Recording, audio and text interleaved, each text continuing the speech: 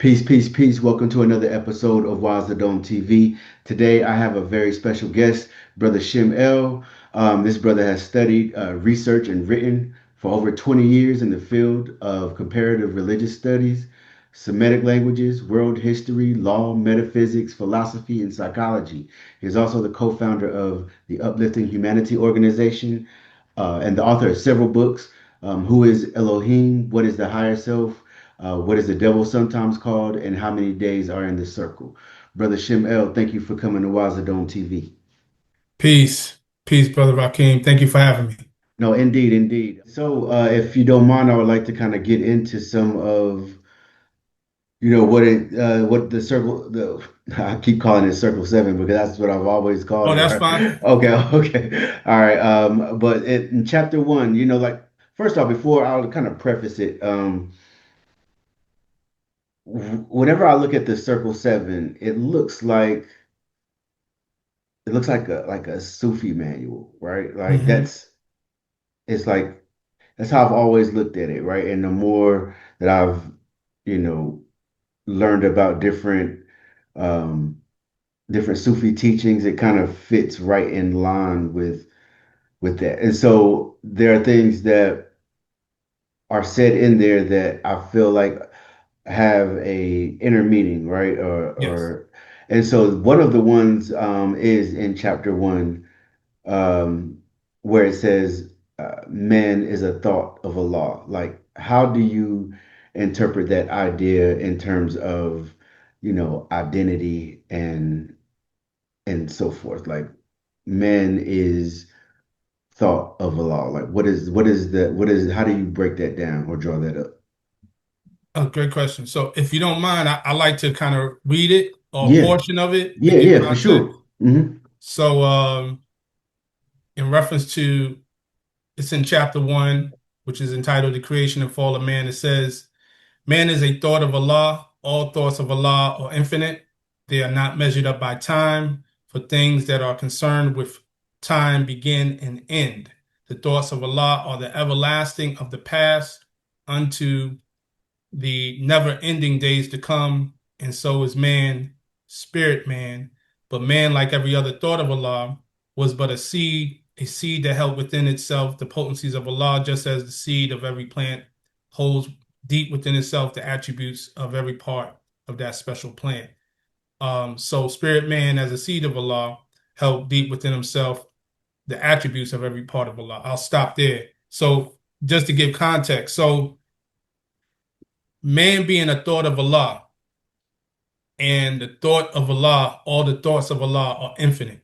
Hmm. That means that there's no boundary to that. So if you recognize you and I being an infinite thought, the infinite potential, Hmm. you know what I'm saying, that Hmm. exists from which anything is possible. Hmm. You Hmm. follow what I'm saying? Like that's a very deep esoteric concept, Right. you know. So for us in the Moorish Science Temple of America, those who dive deep into it, into what we call the adept lessons of it, you're recognizing that you're part of that, what would be called the universal mind. Hmm. You see what I'm saying? Or if you want to use mental reservoir or whatever, but it's in that realm of infinite possibilities of who we are. But we are in this body. Hmm. You catch what I'm saying? Hmm. That is limited, Hmm. confined in space. Hmm. But yet we are beyond space. That's why it says in the beginning, man, time never was when man was not. And I know we'll get into that. But Yeah. the actual thought, if you think of a thought, when you think of something, right, Hmm. that thought can manifest into something and then it produces something else and Hmm. something else. Hmm. So Hmm. us, as a thought of Allah, we we are, they say, born into this world, but we manifest so many other thoughts and produce so much from the Right. one thought of us even existing. Hmm. You know what I'm saying? So it's Hmm. a multitude of possibilities that come from the one, which is Allah. So Indeed. What would that mean about man's connection with one another, like with the human family. Right, absolutely. That means, and that goes back to our teachings in the Moorish Science Temple, where in the Circle Seven it says about all life being bound by one cord. Mm, So even it is said in the Sufi teachings, and it may be in the Quran of Mecca, I may be off, but it says believers are mirrors of each other, or mm, maybe a saying of Prophet Muhammad, peace and blessings be upon him.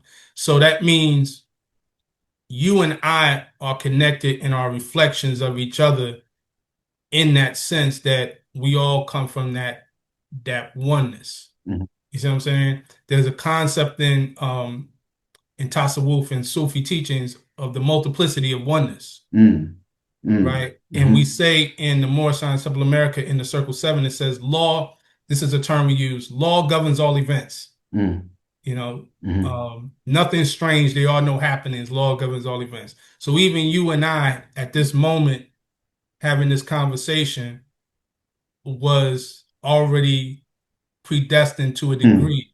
I know mm. you and I we met last year in Right. person Mm-hmm. um at the Moors and Sufism Mm-hmm. event with Sheikh Sufi Bar. Right. So if we think about things, and it may have started, and I've been following your what you've been doing with Wise the Dome and checking out you, and I know you've been observing what I've done. Mm-hmm. So it's always interesting to see how like minds come Mm-hmm. together Right. in that Right. in that in that scene. So it's yeah, Yeah, no, that's real because like I know you could probably say the same like just when you're actually doing that doing the work, right? You begin to it feels like, different doors and relationships are formed, right? yes, And it's like a that magnetic, right?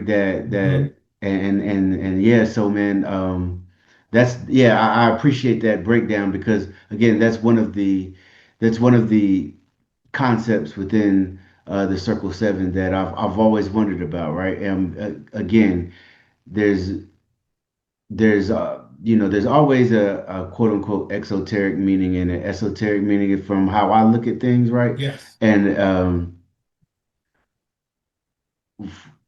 the esoteric meaning for me is all it always ends up like it's like a roadmap inward, right? hmm Like no matter what you're reading, you could be reading the Quran or the Bible, and they could be talking about Musa or Muhammad or Jesus or any one of these prophets within these traditions. But in the esoteric uh, and an esoteric understanding of it, like sometimes I might replace that name and put Rakim there, right? Not right, on to disrespect anybody's, you know, faith if they take everything from a literal, but that it feels like there can be a roadmap inward, right? yes, And to our own godhood, right? And our indeed, own abilities, right? And so that man is a thought of Allah I always found interesting. The text adds that man is not the body nor the soul; he is the spirit and part of Allah. What does if you can't break that down as well, what does that mean? And in this sense, what would spirit or soul mean? Like, is this kind of similar to like what they might have called spirit and soul in ancient Egypt? yeah, great question. So and before I get into that, I want to just add on to what you mentioned. Hmm. And you made a great point about being able to read the accounts of the prophets and put yourself there. Hmm. That's what you're supposed to do. Hmm. You feel what I'm saying? Hmm. Even in even in the circle seven, Hmm. it says Jesus it says, "My life is one great drama for the sons of men. It's a pattern for the sons of men." Hmm. So Right. just ponder on that statement in the Holy Right. Quran of the Moorish Science Temple of America. It says that. Hmm. So we usually associate drama with a fiction, Yeah. but it's something to give a message to the story, and the message is you. Mm. You catch what I'm saying? Hmm. And Hmm. then it also says what I am in there. It says Jesus says what I am. All what I've done, all men shall do. What I am, all men shall be. Mm. Right. So this Right. Hmm. journey of these prophets and these messengers is you going through your spiritual Mm. unfoldment. Hmm. Right. But we've been controlled through the dogma to look at it as being outside of ourselves. The Hmm. same way we look at a lot, people have looked at Allah being in a throne in heaven, which is silly. Yeah. The divine is within you. Even in our Moorish questionnaire, the question is asked, can the higher self pass away? No. Why? Because it is Allah in man. Mm. Catch what I'm Right. saying? So these are very esoteric teachings. I just wanted to say that. Yeah, no, and That I'm glad you said that because for people that might not be familiar, as like when you mention or reference a law, you're not talking about a spook. exactly. Right. Hmm. We don't deal with the spookism in the Moorish Science Temple of America. Right, Absolutely. right. Absolutely. Oh, So yeah, but go ahead if you can. My bad, I on the didn't mean to. spirit, yeah, on the spirit and the soul. Yes. So um and I've as you mentioned, I've written some books on this. So basically in the teachings of the Moorish Science Temple of America, the question is asked about the higher self, Hmm. right? Now, within the Holy Quran and Moorish Science Temple of America, known as the Circle Seven, it says that the higher self is human spirit clothed with soul made in the form of Allah. Hmm. That's the statement. So there's a difference. We make a distinction between spirit and soul the same way in ancient Kemet, right? Right. Even in the if you look at the Quran, they use the word nafs and Yeah. ruh, in the Hebrew, ruach and nefesh, right? Now some people may interchange it, soul for spirit and spirit for soul, but in either case, just for the purpose of telling what the Morse teach, we teach that you are spirit, right? That is the essence of you, Hmm. and you take on a body or soul. Hmm. In the Circle Seven, it says, "Why did created fate give spirit man a soul that he may function on the plane of soul, Hmm. a body of flesh that he may function on the plane of things made manifest." So you have three planes of existence mentioned in the first chapter, which is the spirit plane, the highest vibratory plane. Then you have the plane of soul, and Hmm. then finally what we're occupying in and visualizing here is the plane of things made manifest, or what they would call the physical plane, the third dimension, right? Now, within each of these, you're dealing with ether, Hmm. as we teach. Hmm. It says that the soul plane is this, the ether contains the ethers of the spirit plane vibrating not so fast. Hmm. So the ethers within the spirit plane slow down in vibration Hmm.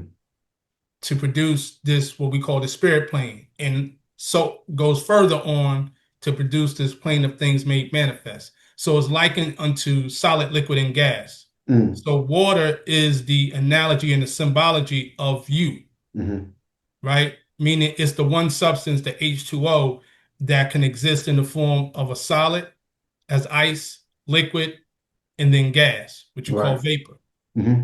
You see what I'm saying? So the term man is not the body nor the soul speaks of the fact that you are not this physical form. Hmm. One, you truly was never born and you truly will never die. Hmm. But also the soul we define as more in tune with the emotional body, if you will, or the persona. You catch what I'm saying? The word persona is a Latin word for mask. Hmm. So in the spirit, you occupy the soul to function on the plane of soul. But within the soul, just like on the physical plane, you deal with what we call foes, conflicts. There's certain aspects, you become more individualized. You know what I'm Right. saying? The way it was explained to me, and I give honors to Sheikh Sufi Ba because he explained it clearly in the term of light, Hmm. right? Hmm. So if you think of light, which is scientifically electromagnetism, you have different frequencies of light. So all light is not visible light. Right. You have ultraviolet light and you have infrared light. Hmm. Those are frequencies outside of our visible spectrum, but it still exists. Hmm. So you and I are light beings. Hmm. If you think of it as focalized light that comes from one source of the light, as it says in the Quran, the Mecca, Allahu samawati wal ard, Allah is the light of the heavens and the earth, Hmm. right? Hmm. So just put it in that context, and I hope I'm not going too far. No, no, no. I'm like, nah, yeah, just yeah, Okay, Bill. Yeah, yeah, you indeed. So good. the light, so we're dealing with light. You operate in light as a Hmm. frequency of light within this realm that we call the plane of things made manifest or the matrix or what have you. So we're supposed to remember that. Hmm. You catch what I'm saying? Hmm. So the first chapter is kind of a reminder of who Hmm. you really are Yeah. before you incarnated. So Hmm. And yeah, shout out to Sheikh Sufi Bar as well. indeed, I've definitely, heard him build about the light and light yes, often. You know what I mean? Again, correct me if I'm wrong, but that's what we would even. I mean, that's found even in quote unquote orthodoxy as well, right? Like the yes. idea of in Islam, right, as far as light and Absolutely. okay. There's an entire chapter in the Hmm. Quran called Suratul Nur, which Right, is right, the right, Surah of Light. right, And right. there's an ayat called Ayatul Nur, where it starts off with that phrase, Allah is the light of the heavens and the earth. So Mm, absolutely, yeah. It's indeed. just that as you already know, the the orthodoxy of Muslims who are not into the esoteric teachings, they can't relate to it. You know what Hmm. I'm saying? And even in the Quran, it says that there are verses that are allegorical. Right. So many of them don't know the allegory. Yeah. So Yeah. It yeah. says that in the Bible as well, Oh and that yeah. that always fascinates me like when people ignore that, right? Because I Yeah. feel I feel like and I don't mean to just keep like banging on this nail here, but I feel like sometimes if you're taking everything literal, you're missing the Hmm. point. Yes. You know what I'm saying? Or not necessarily, or if you're not missing the point, you're missing. I felt it, again, this path, this journey that we are all on of, self-realization and knowledge of self. Um, I feel like this is what a lot of these books boil down to. And Yes. whenever you are able to see, uh, it's just like anything. It's just like, I mean, it could be something. Look, it could be a ancient Greek tragedy or something that you Hmm. could find and Yes. that is allegory or a myth, but you could find the lesson in there, right? And Yes. as African people, we've been doing that since we've been writing. Indeed. Indeed. Absolutely. To add on, we do that every day. Like if you think about it, you take your favorite movie, Hmm. right? Hmm. Like there was a time period, unfortunately, when Scarface came out, Yeah, yeah, everybody thought they was yeah. Scarface. Facts, When Menace to facts. Society came out, Everybody thought there was everybody was old old dog. dog. Yeah, You know that's what a I'm fact. saying? That's a fact. So we always had the ability to internalize this, and that's been our gift, but it's been used against us as well. So yeah, Mhm. absolutely. Yeah, indeed. That's a great point. Um, you also chapter one talks about it. You kind of talked about it in this build as well, as far as the higher self and the lower self. Can you talk about what those concepts mean? Um, and like as far as once you kind of go into what those concepts mean, how does one master it, right? How does one master what would be considered uh his lower self? And lower self, would that have anything to do, I guess, with the more orthodoxy idea of your nafs? Yeah, and that's exactly what it is. Mm, That's exactly what it is. mm, And and again, just to add on, Sheikh Sufi Bob put out a book. That was the first book I got from him called The Destruction of the Lower Self. Okay. And it talks I'm gonna about have to cop that. the nafs. Mm-hmm. There's four enemies of the soul, which is nafs, hawa, dunya, and shaitan. Nafs considered the soul. Hawa is your desires. Dunya is the world, materialism, and shaitan, Satan. Mm-hmm. But yeah, so we teach just going into the lessons, and this is listed in the Moorish questionnaire or the Koran questions for Moorish Americans. There's a question that's asked, what is the higher self? The Mm-hmm. answer is the higher self is the mother of virtues, the harmonies of life, and breeds justice, mercy, love, and right.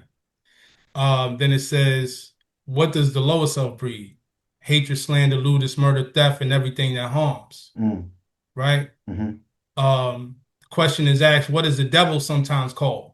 The Mm-hmm. lower self, right? So this concept of what we call God and the devil, Exists that within. exactly, you're dealing Mm-hmm. with higher self and lower self Mm-hmm. in this realm. Mm-hmm. Because in the Holy Quran of Moorish Science Temple America, it was called the Circle Seven. It says if you were to look for a savior, you must look within. Mm-hmm. It's called Mm-hmm. self. If you would look for your devil, you would look within. Right. The self, the Mm-hmm. lower self. Right. So it all revolves back again within. Mm-hmm. So the higher self, as I mentioned, this is as defined in the record, is human spirit. That's who you are in essence, Mm-hmm. right? Mm-hmm. The lower self is the carnal self in the body of desires, right? And that's mentioned in chapter 3. So if you look at it from this perf, your physical body and the desires that come with it, right? Whether it's the greed, whether it's the lust, whether it's the hatred, the envy, all these aspects that deal with the idea of survival and ego Mm-hmm. is of the lower self. The higher self doesn't operate through ego. You know what I'm saying? But yet and still, because we're in this body, the ego is a survival mechanism and it's an identity mechanism, right? Mm-hmm. You are Rakim Shabazz, right? That is part of the ego for Yeah. you to know that this is who I am, Yeah. right? Yeah. Shamel, this is why we operate in this plane of things may manifest. But in reality, that's not who you really are. The Right. essence, the spirit. Before you took on that name, you existed. I've heard people who are into the plant experience things like ego death, where they are Yes, confronted with this question. And they said it's some of the most terrifying because so much of what you think you are is tied into this yes, concept of self. And then when you start peeling back those layers and you're like, am I that? Am I my, am I, from your name, from just who you, your basic concept of yourself. You start peeling that yes, back and it's like, oh, you know what I mean? yeah, And because even, don't they kind of teach something similar in Buddhism as well, right? yes, Hmm. absolutely, Yeah. absolutely. And the famous saying in Buddhism is desires to lead to suffering, Mm, right? mm-hmm, So if mm-hmm, you think about the self, the ego is that is the desire body. That's the mm-hmm, term that they use. mm-hmm. So Wow. the desire body Hmm. is everything that deals with the idea of keeping the self, the ego alive, Hmm. to experience these sensations, to feel a sense of self, Hmm. Hmm. not as we spoke to earlier, a sense of interconnectedness. Yeah. That's why we go into this competition. Oh, I don't like him, yo. Who we think he is? Who she? That is all ego. Mm, And I'm glad you mentioned about the ego death.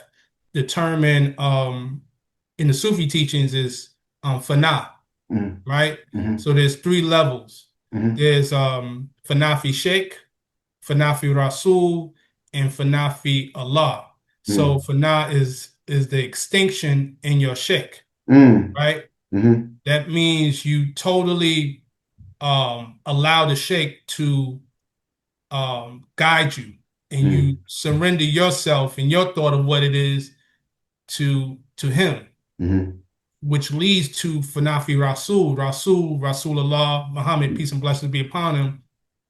That's where you embody the character, mm, right? mm, And the easiest way or the most efficient way to get there is through what they call the salawat, or singing the prayers upon Muhammad, peace and blessings be upon him. mm, When you say Sallallahu ala Muhammad, right?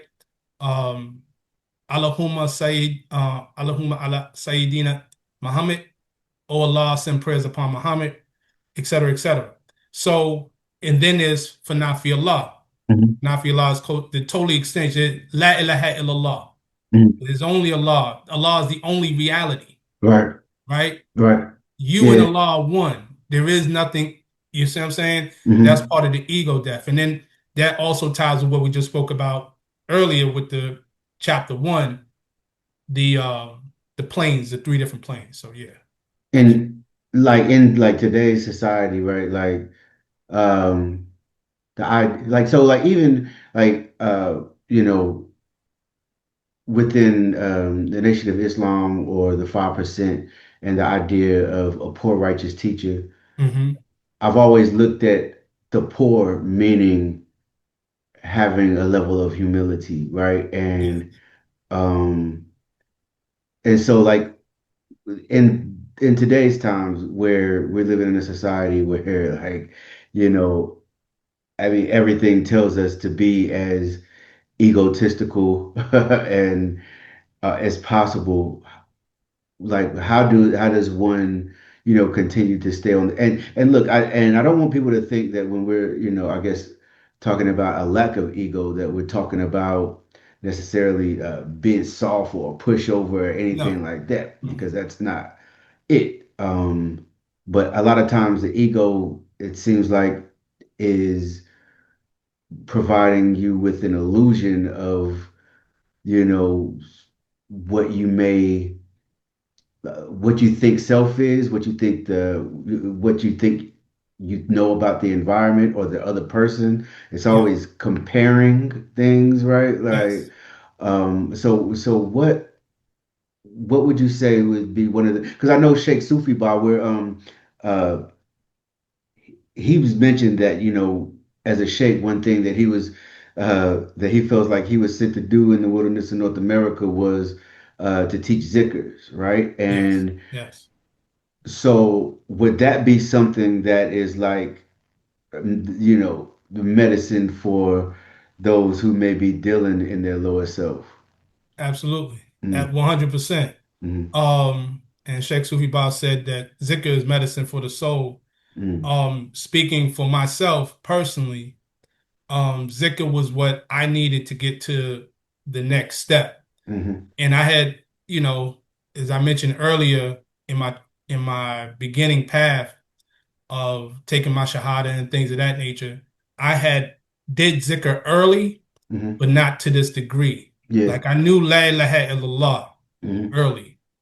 Um, and that was one of the things that I always kept, even when I left out of what they called in that organization the School of Islam. I kept la ilaha illallah. It was just something in me. mm, But the aspect of zikr is a science.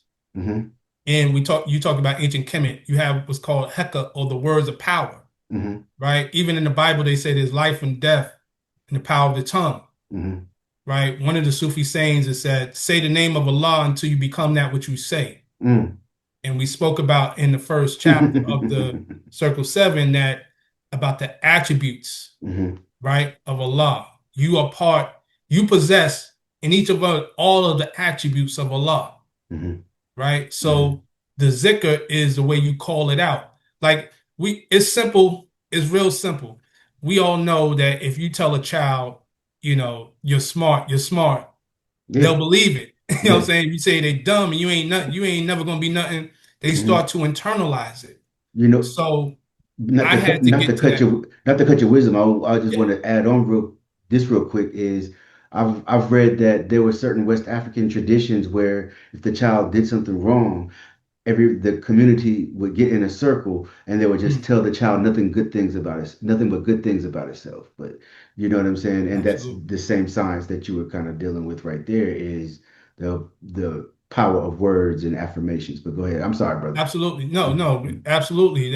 What they call positive reinforcement, Mm-hmm. right? Mm-hmm. That's a science. Mm-hmm. That's an actual science because what we're doing is tapping into the subconscious mind, right? Whatever you put into the subconscious mind, we talked about the seed, Mm-hmm. it will grow. It doesn't matter whether you put poison or flour in it. Whatever Mm-hmm. you put in it is going to grow it out from the subconscious mind. Mm-hmm. So, Sheikh Sufi used the term rewire your brain for divinity. Mm-hmm. You know what I'm saying? We Mm-hmm. all heard the saying, as a man thinketh, so is he. Mm-hmm. So this is very important. This is what I personally needed, um, which is what made me take the Bayat and become part of the Sufi order with Sheikh Sufi Ba, because up until that time, I had been in the Moorish Science Temple, and I'm still part of the Moorish Science Temple America, but I had been in for over a decade, Mm-hmm. and I knew the concepts, Mm-hmm. but there's an aspect of what we call belief, faith, and fruition. Mm-hmm. I wasn't, I didn't feel like I was getting to the fruition part. Mm-hmm. You see what I'm saying? Mm-hmm. To actually be that which was I was saying, the Mm-hmm. aspect of Allah, man being one. How do you activate this within you? Mm-hmm. And the science of zikr does that for you. Mm-hmm. So absolutely.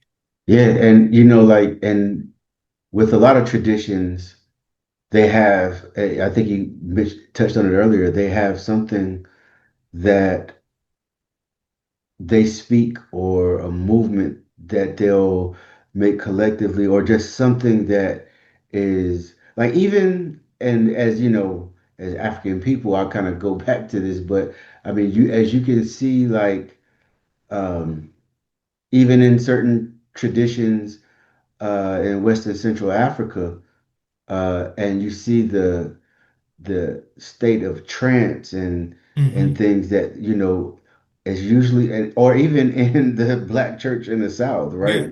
Yeah. There's usually things that they do in order to get themselves there. You know what I'm saying? Yeah. And so yeah, that's and even in Buddhism, right? Don't they have like mantras that they may Yes. when they meditate too and things of that nature? Absolutely. Mm-hmm. Absolutely. All of them have a level of mantra, repetition, um, singing, music, Mm. tones. Yes, You right, know what I'm saying? right. Like you mentioned the church. Like Mm-hmm. me coming up, my father was part of not a um, not a Pentecostal but apostolic. All of Mm-hmm. them are like into what they call the holy roller, where they catch the Holy Ghost, Yeah. right? Mm-hmm. And they all do it during the time when the Mm-hmm. music is playing. Dun, dun, Mm-hmm. dun, dun, dun, dun, dun, dun. Mm-hmm. And they get in that trance. You Mm-hmm. know, Mm-hmm. you a child, Yep. you looking at it, you don't know what they like, they lost their mind. But as you get older, you recognize the science of it. That's like you said in Western Africa with the with what they do in the Yoruba, the Mm-hmm. Ifa and all of that in the Sufi circles, the chants, Mm-hmm. um, particularly in West Africa, the Quran and what they call the Qasaids, which are the poems Mm-hmm. of the various Sufi sheikhs. In this particular case, Sheikh Amadou Bamba out of Mm-hmm. Senegal, they Mm-hmm. sing it. Mm. They'll go in a Wow. circle and they sing the Qasaid. And it's Mm-hmm. poetry, but it's remembrance of Allah. Mm-hmm. And Mm-hmm. each one, if you sing it, especially if you do it a certain number of times, it activates something, this alchemy. Yeah. It is the transformation of base qualities to the higher qualities. You know what I'm saying? Because Mm-hmm. everything is frequency. Mm-hmm. You know what I'm saying? Everything is frequency, energy, and what we talked about with spirit. So absolutely, Indeed. indeed. And when you say you felt like it took you to another level, in your own personal journey and understanding, like, can you explain that a little bit, like, as far as uh where it took you, I guess. Man. I know, Oh, that's I know that's that's a tough to. thing that opens up a whole thing. I what I can share because there's certain experience I've had and just being transparent that I if I said it, they'd be like, that nigga crazy. So I don't want to Yeah. say, I but got I you. I will got say you. that Yeah. I will say this. Um, the Sheikh will give you practices. Hmm. Okay. This is if you go to any true Sufi Sheikh, they will give you practices. There's certain practices that will be for the general um disciples, Hmm. and then there will be practices that are exclusive to you Hmm. Hmm. because the Sheikh will know where you're at and what you need. Hmm. Hmm. You get what I'm saying? Yes. He's a pharmacist, but he's a spiritual pharmacist. He's prescribing medicine for you. Right. Right. So what happens is when you recite these zikrs, what they do, they'll how can I say it? They'll cause certain spiritual experiences to happen to you where you get to know more about yourself. Hmm. You kind of Okay. spoke about it, the plant medicines. Imagine taking an ayahuasca trip without having to take Yeah. ayahuasca, right? Wow. Wow. So it's kind of like that. You know what I'm saying? Like Wow. it really does. It's a real thing. Hmm. So, but the signs again to what we spoke about, it's how can I say it? You're breaking the layer. Hmm. You're dispelling. We spoke about the illusion. Hmm. Like truly, we operate what they call in the Maya. Hmm. What we see is three dimension. Even what they call the atom is not. It's not solid. Yeah. There's. Nothing is really solid.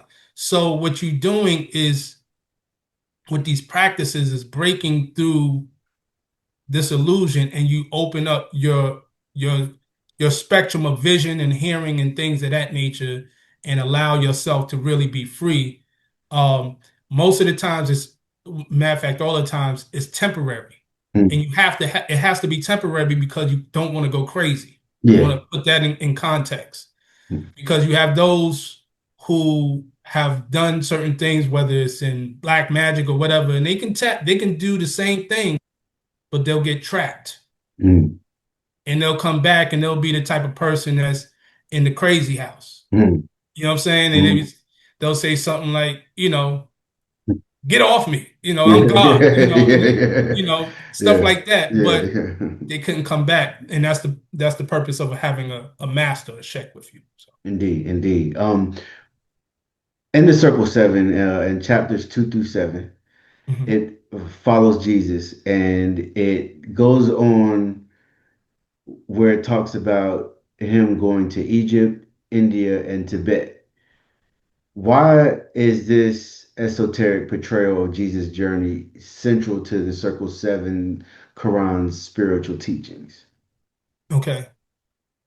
India, Tibet, and Egypt, right? Hmm. So those are three centers that deal with um, mystical schools. Yeah, Um, where yeah. many of us are already familiar with the ancient Kemetic teachings and the mystery systems.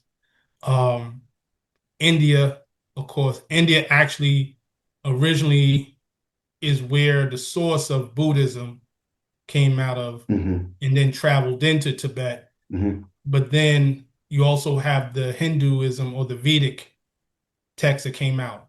A lot of people don't know that um, before Hinduism got its rise in India, Buddhism was predominant. Mm. And then Buddhism kind of declined in India, but it had already traveled up to Tibet where it thrived and developed. Hmm. And in Tibet, Tibet has more, from my studies, it's more esoteric Mm. Hmm. because actually the Tibetan Buddhism is what developed the cosmology, Mm. The Buddhist cosmology Hmm. out of there. And I'm sure we'll get into that in a little later, but all of those are spiritual centers. You know what I'm saying? Um, there are some writings about, I think the book is called Saint Isa in India, Hmm. which talks about the travels of Jesus in India. Hmm. And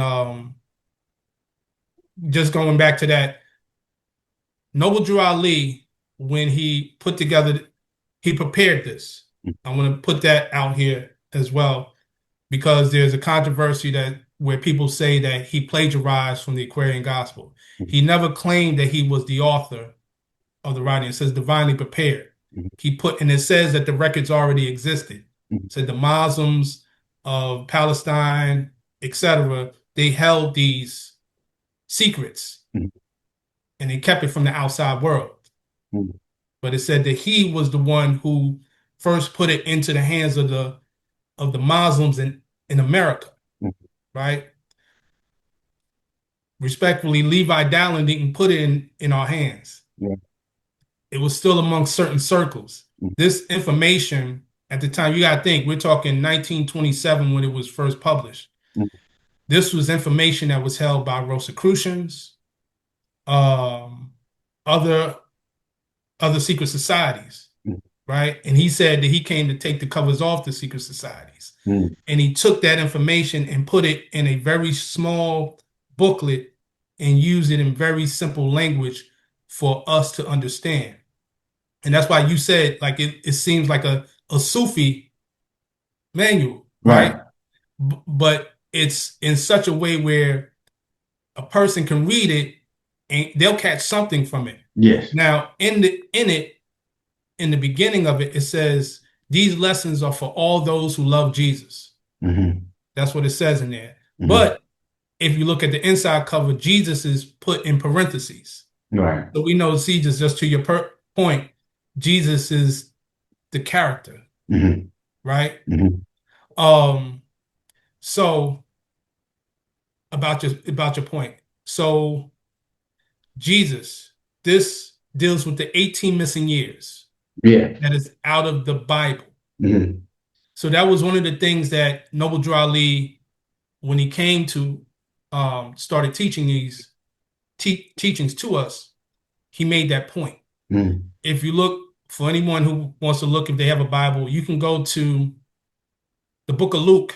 In the 2nd chapter, Jesus is 12 years old. The very next chapter, he's like 30, right? 3, he's 30. Yeah. You know what I'm saying? Yeah. So you subtract 12 from 30, that's 18 years. What happened to those 18 years? Right. You know what I'm saying? Right. So this is what he did. He put those and not to cut you off, that seems like that would be a big part of the story, right? Like exactly. Well, go ahead. Exactly. All of a sudden he's a full-grown man with a beard. And, you know what I'm saying?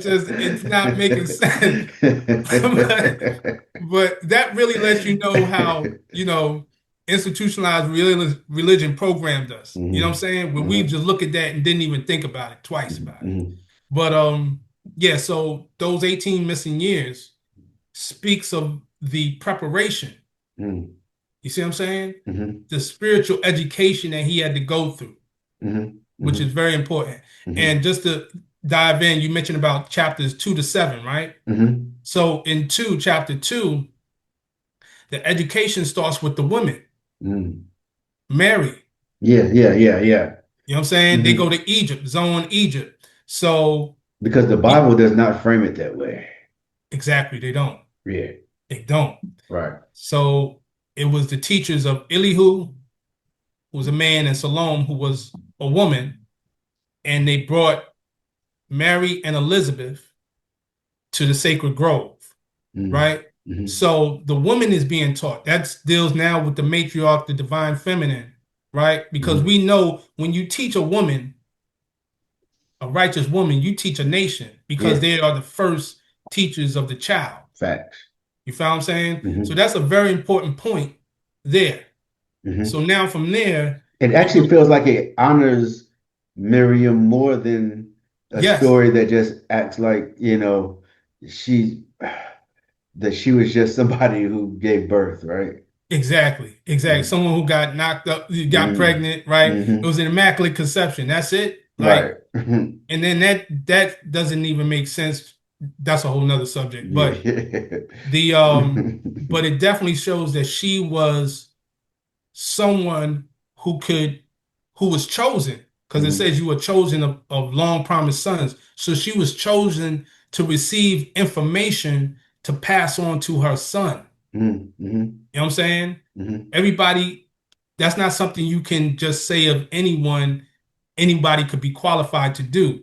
Because you and I know there's certain things you can't tell a person mm-hmm. and expect them to give the full information to the next person. Right. That they have to be of a certain mindset. Mm-hmm, So that's one.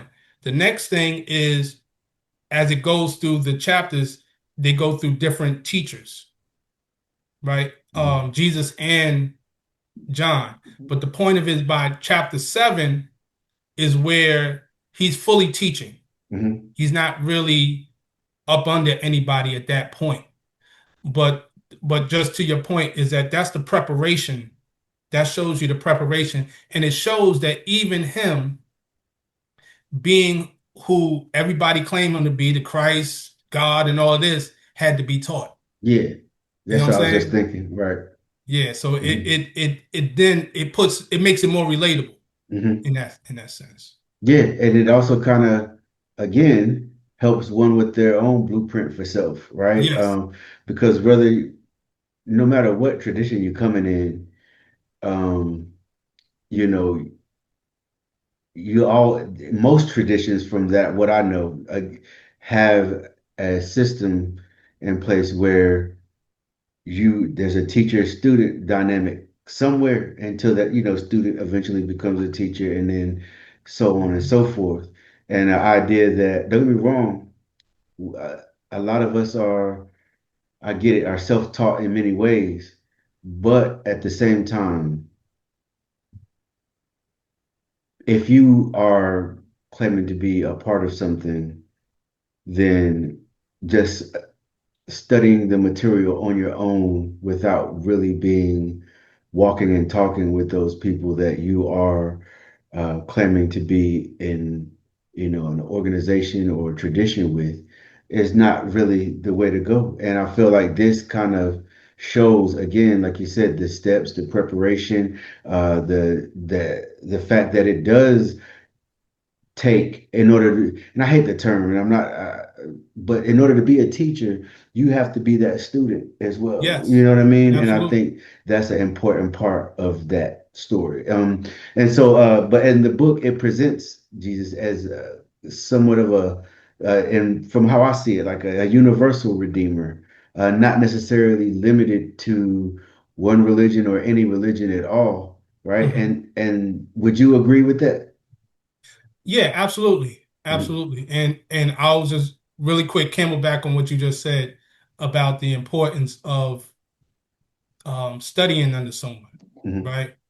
Um, you and I know there are many people who brag about being self-taught or they like we in an age where you got YouTube scholars, Mhm, and all of this, mhm, and it becomes dangerous because there's so much misinformation with correct information mixed mhm, in. Truth and falsehood is strangely mixed. mhm, And Sheikh Sufi always says, sit under someone who sat under someone, mhm, right? mhm. I was taught learn to sit under one so you learn to stand over many. Yeah, You catch what I'm yeah. saying? It's just it's just understood that that was our way. You Mhm. follow what I'm saying? To go through that initiation process, rites of passage, because as we see in the state of now, you can tell when someone isn't raised right. Yeah, You know what I'm actual saying? facts. Just to put it in plain English, Yeah. who raised you, right? So there has to be a Yeah. raising. So Right. just to that point. And just even like, Bruce Lee had a teacher, right? Yeah. You know what I'm saying? When I like to kind of cut, sometimes I use the martial arts analogy whenever I'm talking Yes. about knowledge itself or any type of journey in that manner. Because again, I feel like it relates so much because you can go in the living room and practice 1,000 kicks. Your form Yes. could be off. You know what I mean? Yep. If you don't have anybody to tell you that, hey, you're not doing that correctly, Yep. you're practicing something, right? But it's Yep. not correct, right? I mean, it could be better, Indeed. and so that's how. But when we is Buddha, right? I've Yeah. asked you a lot about that Buddha because again I see a lot of similarities to what Buddhism teaches and Sufism. Yes. So, but and who is Buddha in the teachings of the Moorish Science Temple? And would you consider him, because I know that some Sufis do, would you consider Buddha a prophet within Islam? Yes. In the Moorish Mm-hmm. Science Temple America, we see Buddha as a prophet. Mm-hmm. Um, Buddha is a prophet, and he is also a universal prophet or messenger in terms of the essence of the messenger as Jesus. And just to kind of tie in the previous question, the universal aspect of all of these great teachers and prophets and messengers is that they never came in saying that they are the thing that the people after them who follow him say they are, right? Mm-hmm. Jesus never said he was a Christian. Buddha never said he was a Buddhist. Muhammad Mm-hmm. never said he was a Muslim. Mm-hmm. Even though we know Muslim technically means one of peace, yeah, he's that, but he never said I'm a Muslim, Right. right? Moses never said I'm a Jew. Mm-hmm. So they came in with universal principles. In the Moorish Science of America, we say that there's five highest principles that all of the prophets taught. That's love, truth, peace, freedom, and justice. Mm. I can have that conversation with a Christian if they're sincere, a Muslim if they're sincere, a Buddhist. Those principles are not exclusive to any religion, Yeah. right? And a matter of fact, to add on to that, in the Sufi order, the um Anayati order, it is there's something called the 10 Sufi thoughts. Mm. And the Mm. first one is that there's one God, the next one is that there's one master. Mm-hmm. And that could be used to explain about prophets as well. So it's Mm. a guiding spirit for all souls. Mm-hmm. So even there's a book by Khalil Gibran called The Prophet, Yeah. Mm-hmm. right? So that prophet, it didn't say the prophet Muhammad. Mm. He could have said that, Mm-hmm. but he said the prophet Right. because that prophet is a position, Yeah. right? Even in the Moorish Science Temple American, the questionnaire says, what is a prophet? A prophet is a thought of Allah Mm. manifested in flesh. Well, Mm. That's man, it. We just went over that, right? we just Man went is over that. yeah, yeah, See what yeah. I'm saying? So when you recognize that that's the universal aspect, and of course the Redeemer, the Savior part, we know that the Savior is self, Absolutely. your higher self. Mm-hmm. So Buddha is a title. Mm-hmm. Buddha means enlightened one. Mm-hmm. Christ is a title, meaning anointed one. Mm-hmm. Even if you get into Muhammad, One worthy of praise. one worthy of praise. So these are titles, Mm-hmm. and they acquired these titles. Mm-hmm. You see what I'm saying? So Mm-hmm. when you look at it from that perspective, you recognize it as a station of being based on the development of self. Yeah. And to go back into a statement Sheikh Sufi Bas said, he said he met a man one time, and the man asked him, um, "Are you a Muslim?" And he said he was a very spiritual man. He said, "Yeah." And just paraphrase, he said, um, "Muslim, you should be Muhammad. Hmm. You're a Christian, you should be Jesus. You should be Right. Christ." If you Right. know what I'm saying? Right. Not Right. in the personality, but in the essence of their nature, Yeah. their character. So, Right. Indeed. Indeed. Most definitely. Last, definitely not least, because this is one concept in the Circle Seven that I don't know. It's probably I think it's the coldest, one of the coldest bars in Circle Seven, man. Where it says time never was when man was not, and I've seen different breakdowns on what it means. But and even in the Nation of Islam or the 5%, when it talks about no beginning nor ending older than the yes. sun, moon, and stars. But for how do you draw up time never was when man was not, and as far as what does that statement mean within Circle Seven and its cosmology? Okay. Mhm. Well, I want to start off by showing that on the cover of my book. That's the Mm-hmm. first thing I put in. Time never Wow. was, a man was not, or how many Mm-hmm. days in the circle. Mm-hmm. And you see the image of what they call the circle seven. Mm-hmm. So the first thing about it is that when you say the statement, time never was when man was not, that means there never was a time when man didn't exist. Mm. So that I automatically takes man outside the construct of time Yeah. because time is a construct that was created. Mm-hmm. So again, we talked about earlier, spirit man. Man is not the body nor the soul. So you was not born. There is no real birth, and there is no real death for the spirit.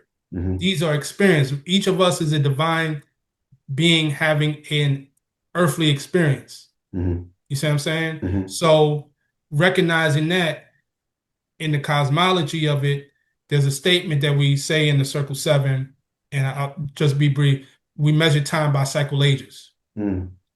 So we recognize that all our experiences are based, we measure the events through cycle ages, Mm-hmm. right? And that experience of the cycle ages, you have ups and downs, Mm-hmm. right? There's a term in Tibetan Buddhism called Kala Chakra.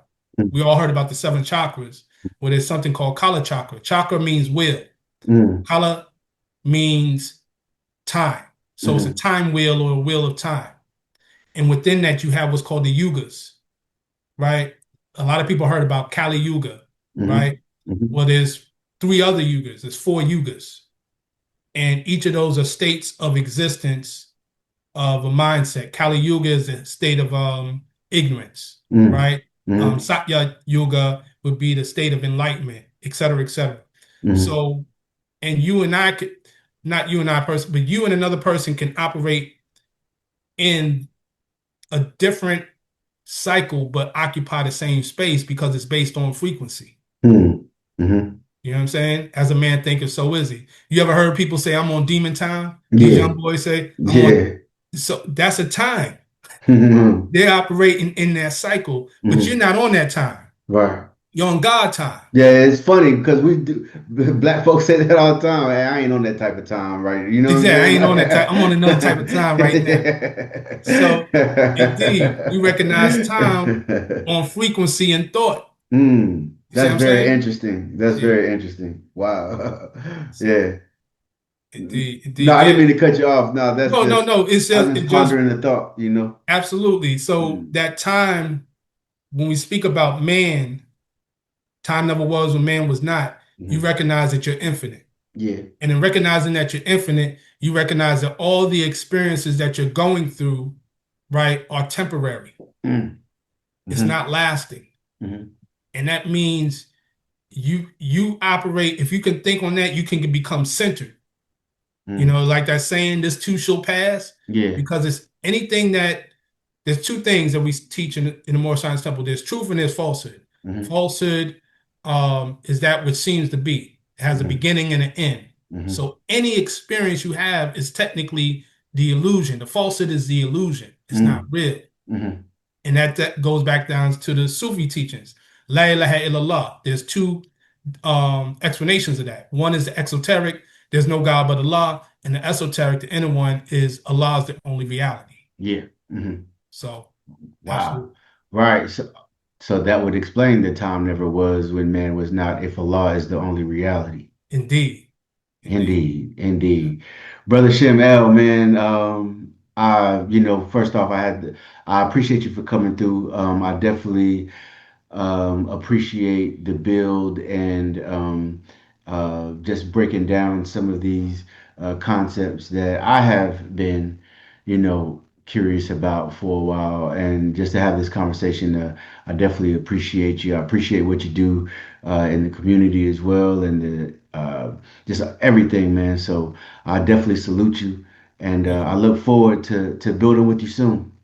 Indeed. Indeed. It was an honor. It was a pleasure building with you, Brother Rakeem. And if there's anything else you need from me, just let me know and I'll be happy to be of assistance. And honest to you for what you're doing, brother. Keep up the great work. Thank you, sir. Thank you, sir. Peace, and to the next time. All right. Peace.